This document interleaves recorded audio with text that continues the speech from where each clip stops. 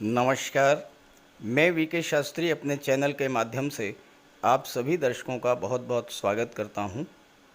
देवताओं के गुरु देवगुरु बृहस्पति ज्ञान, धन, संतान, विवाह और भाग्य के कारक देवगुरु 4 सितंबर को मेष राशि में वक्री होने जा रहे हैं और 31 दिसंबर 2023 तक मेष राशि में ही वक्री रहेंगे।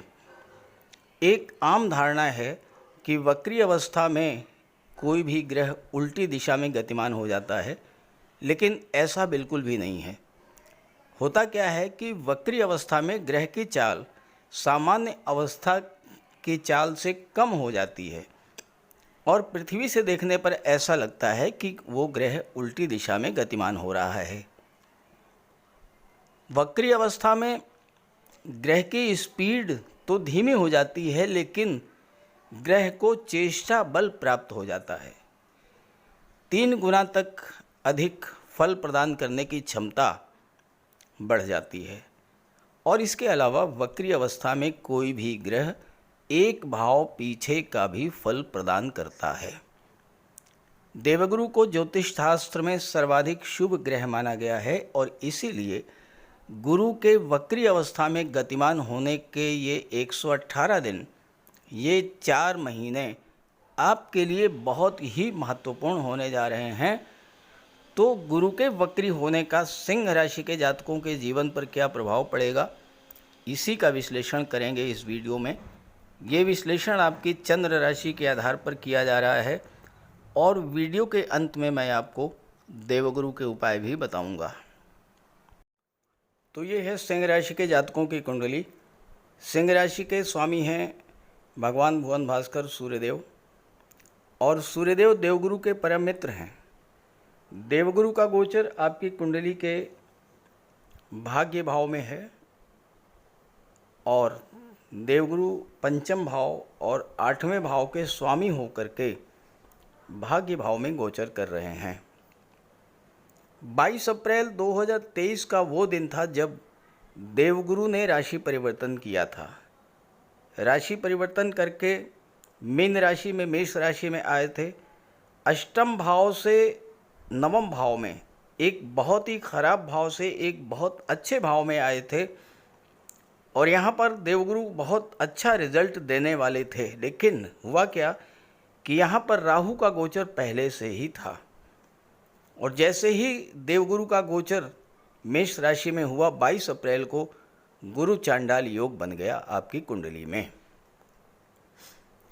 ज्योतिष शास्त्र में सर्वाधिक शुभ फल देने वाले ग्रह देवगुरु बृहस्पति होते हैं, लेकिन गुरु चांडाल योग बनने के कारण पिछले 4.5 माह में आपने जो कष्ट झेला होगा, जो परेशानियां झेली होंगी, जो पीड़ा सहन की है, वो आपसे बेहतर दूसरा कोई नहीं समझ सकता।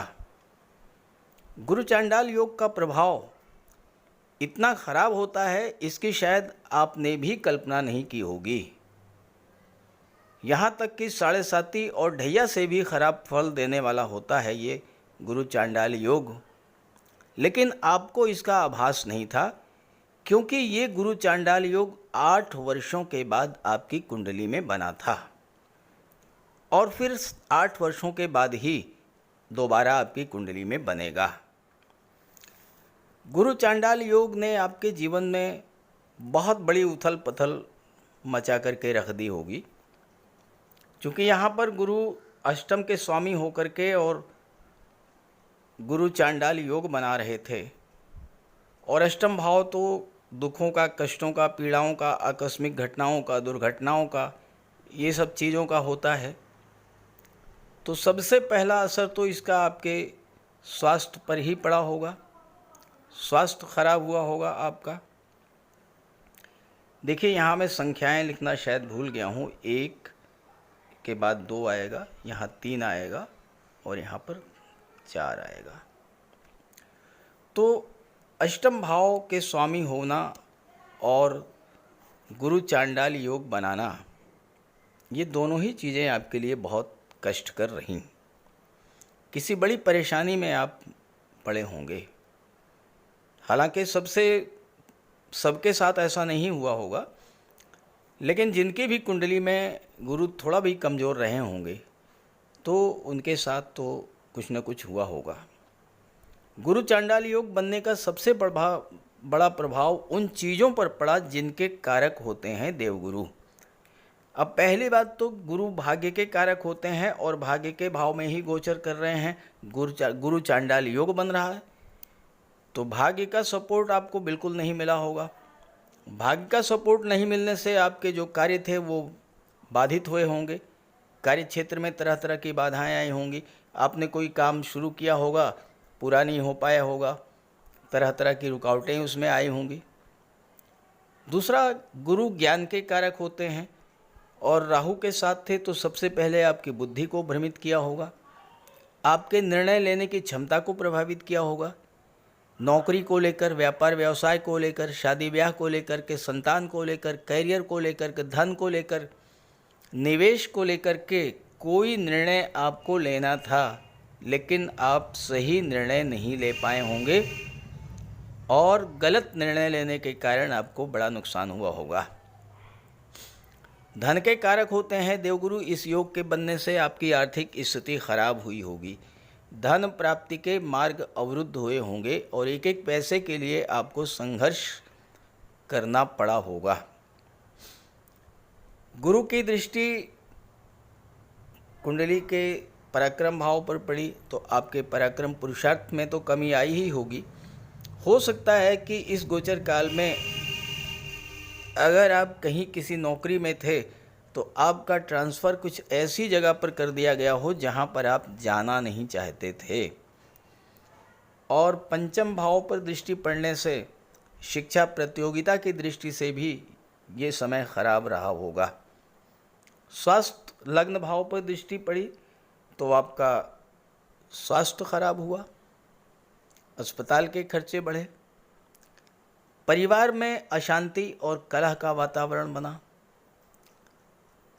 भूमि भवन प्रॉपर्टी का लाभ लेना चाहते थे, नहीं मिल पाया होगा, कार्य क्षेत्र में उठापटक, व्यापार में घाटा, आर्थिक संकट, आपके अपने जिनसे आपको बहुत ज़्यादा आशा थी उन्होंने भी आपका साथ छोड़ दिया होगा। गुरु मान सम्मान के कारक हैं और हो सकता है इस दौरान आपके मान सम्मान में भी कमी आई हो। सबसे ज़्यादा समस्या धन को लेकर आई होगी। गुरु भाग्य के कारक हैं, भाग्य ने साथ नहीं दिया, बनते बनते काम बिगड़ जाना, मानसिक चिंता, तनाव और यहाँ तक कि डिप्रेशन की स्थिति, ये सब आपके साथ हुआ होगा। कमेंट करके बताइएगा। लेकिन अब इन चीज़ों में सुधार होने जा रहा है। देवगुरु जैसे ही 4 सितंबर को वक्री होंगे, आइए क्या प्रभाव पड़ेगा आपके जीवन पर, इसका विश्लेषण करते हैं। सिंह राशि के जातकों के लग्न के स्वामी हैं स्वयं भगवान भुवन भास्कर सूर्यदेव और देवगुरु का गोचर आपकी कुंडली के 9वें भाव में है और यहाँ पर 4 सितंबर से देवगुरु वक्री होने जा रहे हैं। कुंडली के पहले भाव, 5वें भाव और 9वें भाव को धर्म त्रिकोण कहा जाता है। देखिए, यहाँ से काउंट कीजिएगा तो पंचम पर हैं लग्न भाव और यहाँ से देखिए 9वें भाव पर है पंचम भाव और पंचम से पंचम पर है 9वां भाव। तो ये पहला भाव, 5वां भाव और 9वां भाव, ये धर्म त्रिकोण कहा जाता है। यहाँ पर 9वें भाव में देवगुरु का गोचर इसीलिए हुआ है कि देवगुरु आपके भाग्य को प्रबल करें और आपको धर्म अध्यात्म से जोड़ें। लग्न पर दृष्टि पड़ रही है, लग्न से जोड़ रहे हैं। लग्न का मतलब आप स्वयं पंचम भाव से संबंध बना रहे हैं। पंचम भाव आपकी संतान, आपकी शिक्षा, तो आपका, आपकी संतान का, आपकी शिक्षा का संबंध किससे बन रहा है? धर्म अध्यात्म से बन रहा है, भाग्य से बन रहा है। कुंडली का जो पंचम भाव होता है ये होता है पूर्व संचित कर्मों का और 9वां भाव जो होता है ये होता है भाग्य का। अब पूर्व संचित कर्म कैसे हैं ये तो कोई नहीं बता सकता, लेकिन हर व्यक्ति की इच्छा होती है कि वो स्वस्थ रहे, जीवन में हर सुखों को प्राप्त करे, अच्छी संतान हो, अच्छी शिक्षा हो, अच्छी नौकरी हो, अच्छा जीवन साथी मिले, भाग्य का साथ मिलता रहे। तो ये सब कैसे होगा? यही सब करने के लिए देवगुरु बृहस्पति आपकी कुंडली के नवम भाव में बैठे हुए हैं। अच्छी संतान प्राप्त हो, अच्छे पिता मिलें, अच्छे गुरु मिलें, ये सब कौन करता है? यही करते हैं देवगुरु बृहस्पति, जब धर्म स्थान में, जब धर्म त्रिकोण में गोचर करते हैं। 4 सितंबर से और 31 दिसंबर तक का जो टाइम पीरियड है, ये आपके लिए बहुत ही बड़ा लाभ देने वाला होगा, क्योंकि यहाँ पर देवगुरु आपके भाग्य को जागृत करेंगे, आपको स्वास्थ्य लाभ दिलाएंगे, आपके व्यक्तित्व में बहुत बड़ा परिवर्तन देखने को मिलेगा। आपके मन की जो नेगेटिविटी थी, जो नकारात्मकता थी, वो समाप्त होगी। यहाँ पर गोचर करते हुए देवगुरु की दृष्टि कुंडली के तीसरे भाव पर पड़ेगी, कुंडली के लग्न भाव पर पड़ेगी और पंचम भाव पर पड़ेगी। लग्न भाव पर पड़ने से आपके अंदर ज्ञान, बुद्धि, विवेक जागृत होगा। आपके अंदर गुरु के प्रभाव से इतना ज्ञान होगा कि आप दूसरों को शिक्षा देंगे, दूसरों की समस्याओं को सुलझाएंगे, दूसरों का मार्गदर्शन करेंगे। और यहाँ पर बैठे हुए गुरु भाग्य भाव में बैठ करके आपको इतना अधिक आध्यात्मिक प्रवृत्ति का बना देंगे कि आप जो कुछ भी कहेंगे, जो आपकी वाणी से निकलेगा, वही होगा। इतनी क्षमता देवगुरु में है। और इस समय तो वक्री हैं, चेष्टा बल है, 3 गुना अधिक बलवान हैं। गुरु की दृष्टि जब पराक्रम के भाव पर पड़ेगी तो पराक्रम, पुरुषार्थ और भाग्य का साथ होगा। और जब पराक्रम, पुरुषार्थ और भाग्य एक ही ग्रह के नियंत्रण में हो, गुरु जैसे शुभ ग्रह के नियंत्रण में हो, तो फिर जीवन में हर वह वस्तु जो आप पाना चाहते हैं वो प्राप्त कर लेंगे। यहाँ पर तीसरे भाव में गुरु के प्रभाव से हो सकता है कि आपको छोटी छोटी यात्राएं करनी पड़ें, लेकिन ये आपके लिए अच्छा रहेगा। आप मार्केटिंग के क्षेत्र से जुड़े हैं, सोशल मीडिया से जुड़े हैं, इंटरनेट से जुड़े हैं, किसी भी संचार माध्यम से जुड़े हैं, उस समय गुरु का प्रभाव आप पर होगा, आपका भाग्य से साथ देगा और इन क्षेत्रों में आप बहुत आगे जाएंगे। गुरु की दृष्टि पंचम भाव पर पड़ेगी, सबसे कुंडली का शुभ भाव माना जाता है।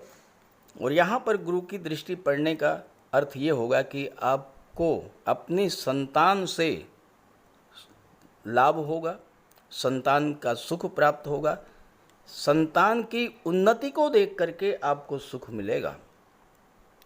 इस गोचर काल में आपकी संतान को कहीं कोई जॉब मिल सकती है, कोई नौकरी मिल सकती है, या फिर आपकी संतान कोई अपना खुद का व्यापार व्यवसाय शुरू कर सकती है। पंचम भाव लव रिलेशंस का होता है। गुरु अत्यंत शुभ ग्रह हैं। आपके लव रिलेशंस में माधुर्य बढ़ेगा, नज़दीकी आएगी और विवाह का भी योग बनेगा। हालांकि आपकी कुंडली में सप्तम में शनि का गोचर है तो विवाह को थोड़ा डिले कर सकते हैं, लेकिन अगर आपने निरंतर देवगुरु की उपासना की, देवगुरु का अपने पिता का, अपने गुरु का आशीर्वाद प्राप्त किया, तो विवाह भी आपका इस गोचर काल में होगा। कुंडली का जो पंचम भाव है ये आपकी क्रिएटिविटी को शो करता है। आप क्या कर सकते हैं, आपके अंदर क्या क्षमता है, और गुरु आपकी छिपी हुई प्रतिभा को बाहर निकालेंगे। कुछ आप ऐसा करेंगे जिससे कि आपको नाम, यश, धन सब कुछ प्राप्त होगा।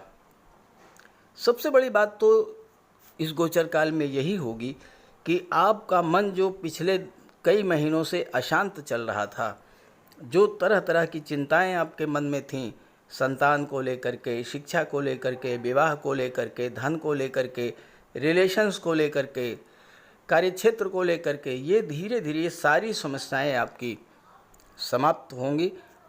और चूँकि भाग्य इस समय आपके साथ रहेगा, भाग्य का आपको साथ मिलेगा, जो भी कार्य करेंगे आप, उस कार्य में आपको सफलता मिलेगी। और जब कार्य क्षेत्र में सफलता मिलेगी तो धन तो पीछे पीछे आएगा। धन के बारे में बात ही नहीं करना है, क्योंकि देवगुरु धन के कारक हैं, और धन का कारक ग्रह अगर भाग्य के भाव में बैठ जाए तो फिर भाग्य साथ देता है, और भाग्य के सपोर्ट से आपको धन प्राप्त होता है, मनोवांछित चीज़ों की प्राप्ति होती है। तो सिंह राशि के जातकों के लिए 4 सितंबर से 31 दिसंबर का ये जो टाइम पीरियड है बहुत महत्वपूर्ण है। देवगुरु के उपाय करते रहें, अपने पिता, गुरु, वृद्धजनों का सम्मान करें, भूल करके भी उनका अपमान न करें, उनकी सेवा करें, उनका आशीर्वाद प्राप्त करें।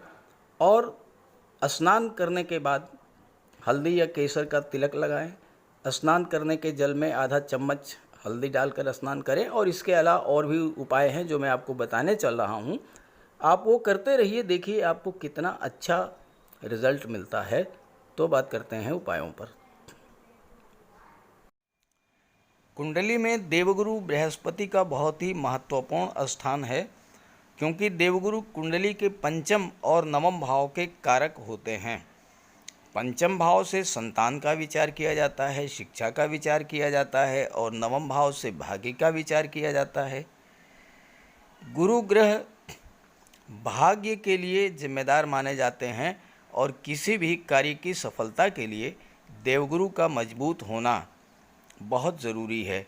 जब कुंडली में देवगुरु मजबूत होते हैं तो भाग्य का साथ मिलता है, जिस काम में हाथ डालते हैं वो सफल होता है, विवाह समय से होता है, शिक्षा अच्छी मिलती है, गुरु की कृपा रहती है, धन की प्राप्ति होती है।